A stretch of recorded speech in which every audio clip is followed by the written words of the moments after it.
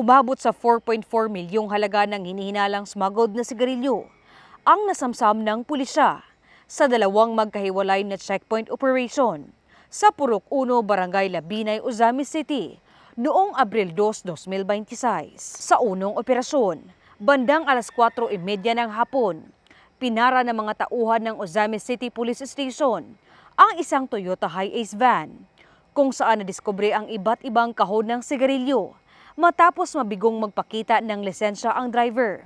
Kabilang sa mga nakumpiska ang 50 kahon ng Fort Menthol, 10 kahon ng New Berlin Red at 5 kahon ng Canon Menthol. Bukod sa sasakyang ginamit, kinilala lamang sa mga alias na Aljun, 37 anyos, at Andrew, 27 anyos, ang mga naarestong sospek. Sa ikalawang operasyon, bandang alas 6:15 ng gabi, isa pang Toyota Hiace van ang naharang sa parehong lugar, kung saan nadiskubre ang 47 kahon ng New Berlin Red cigarettes na nagkakahalaga ng humigit kumulang 1.8 milyong halaga ng smuggled na sigarilyo.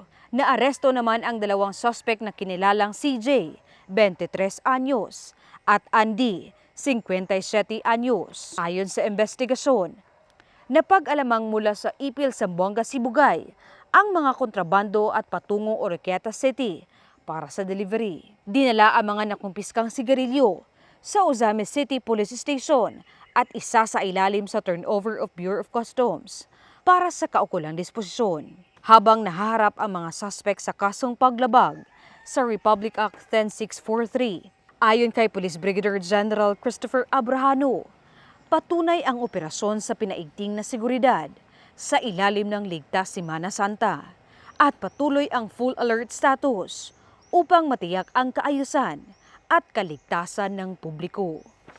Mula dito sa inyong higalang pulis, Regional Office 10 Public Information Office, ako ang inyong PNN correspondent, Patrolwoman Jane Rose Bohol, alagad ng batas, tagataguyod ng balitang pulis.